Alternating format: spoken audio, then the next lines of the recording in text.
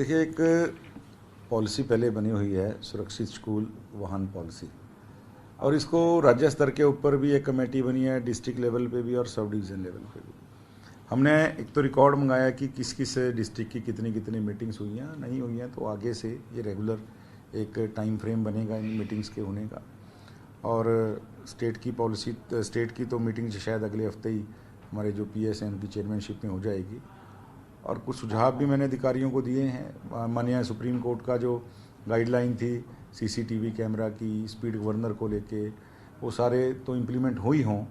और साथ में हमने कैलकोमीटर का सुझाव भी दिया है कि अगर वो पॉसिबल हो सकता है उसकी ग्राउंड की जो एक बार रियलिटी चेक करके कि पॉसिबिलिटीज़ क्या हैं, तो एल्कोमीटर का सुझाव हमने दिया है कि जो ड्राइवर स्कूल बसों के ऊपर हैं वो कैसे शराब उन्होंने कितनी इनटेक कर रखी है, नहीं कर रखी है सारा, क्योंकि अपने यूरोप में बहुत एडवांस सिस्टम हो गया। भारत अभी वहाँ तक नहीं पहुँच सकता। वो तो एक बाल का सैंपल लेके यूरोप में तो हेयर का सैंपल लेते हैं और 6 महीने तक इंसान के बॉडी में कितना अल्कोहल का कंटेंट रहा उनको सारा पता चल जाता है।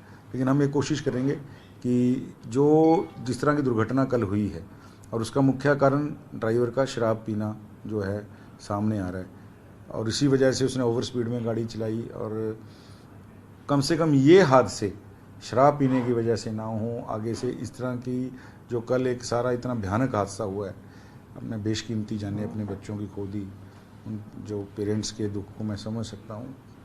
तो आगे कम से कम हरियाणा में फिटनेस को लेके व्हीकल्स की ऐसा हादसा ना हो, ये कोशिश करेंगे।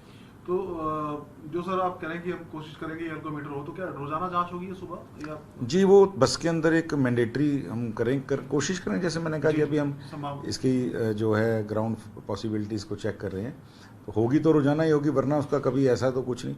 हाँ, सरप्राइज विजिट कोई भी करे अधिकारी, वो बात अलग है, सरप्राइज चेकिंग भी होगी, लेकिन एक लॉगबुक बने उसकी हमारी कोशिश है कि जो रोज़ की एल्कोमीटर के आधार के ऊपर कि इसने इनटेक कर रखी है नहीं कर रखी है। हम अक्सर देखते हैं सर, जब कोई हादसा होता है तो उसके बाद कुछ जांच भी होती है, लेकिन फिर वो सब कोई उसको भूल जाता है। तो ये रेगुलरली अक्सर ये देखा गया कि ये स्कूल बसें नियमों का पालन नहीं करती हैं, स्पीड गवर्नर की बात हो या सुरक्षा के दूसरे मानकों होते नहीं। तो सर इसको कैसे इंश्योर किया आज मीटिंग ली आपने? मैं इंश्योर करूंगा कि कम से कम आगे से जो भी पॉलिसी बने, जो भी टाइम फ्रेम के अंदर इनकी चेकिंग की बात हो, व्हीकल्स की या किसी भी तरह का कोई भी एक जो शेड्यूल बनेगा, मैं बिल्कुल कोशिश करूंगा, हमारे विभाग के अधिकारी बहुत मुस्तैद हैं इस मामले में, कि ये बिल्कुल ग्राउंड उसके ऊपर जाकर देखें और हमेशा उसकी पॉलिसी की जो है फॉलोअप लेने के लिए भी टीम बनाएंगे और ये पॉलिसी जो है लागू हो।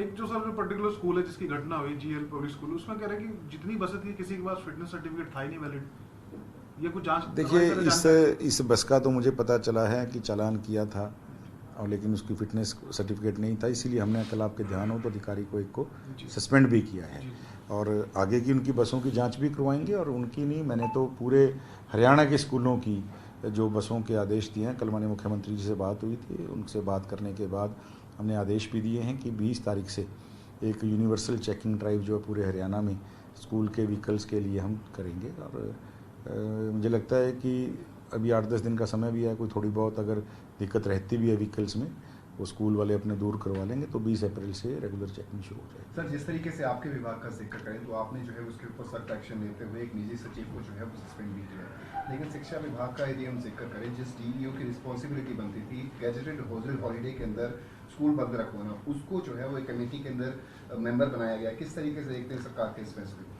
देखिए, मैं इतना मानता हूँ, कल माननीय मंत्री सीमा त्रिखा जी मौके पर पहुँची हैं और वो स्वयं अध्यापिका भी रही हैं और एक बीइंग लेडी, और मुझे लगता है कि भाई वो दुख भी समझती हैं ग्राउंड रियलिटी पे चीज़ का, और बहुत सक्रिय मंत्री के नाते, जितना कि मैं उनके कार्यकाल को सीपीएस के नाते, विधायक के नाते देखा है, ऐसा नहीं है कि डीओ की रिस्पॉन्सिबिलिटी बनती है और उसको छोड़ दिया गया।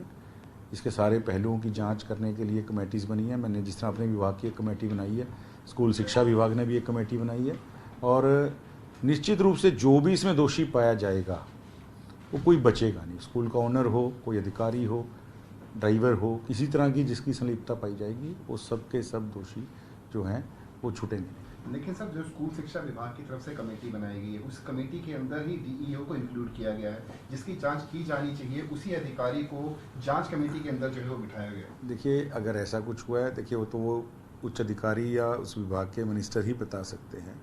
और मेरे को तो जैसे मेरे संज्ञान में आया असिस्टेंट जो है सेक्रेटरी आरटीए, और जैसे उन्होंने फिटनेस सर्टिफिकेट नहीं था, प्रॉपर जो है जांच नहीं हुई, हमने तो तुरंत प्रभाव से उसको सस्पेंड किया है। और मेरे को लगता है कि आप ये सवाल अगर माननीय शिक्षा मंत्री जी से पूछेंगे या अधिकारियों से, थोड़ा बेटर जवाब दे पाएंगे, क्योंकि जैसे मैंने कहा कि सरकार का एक तय हुआ है कि किसी भी दोषी को छोड़ा नहीं जाए। धन्यवाद।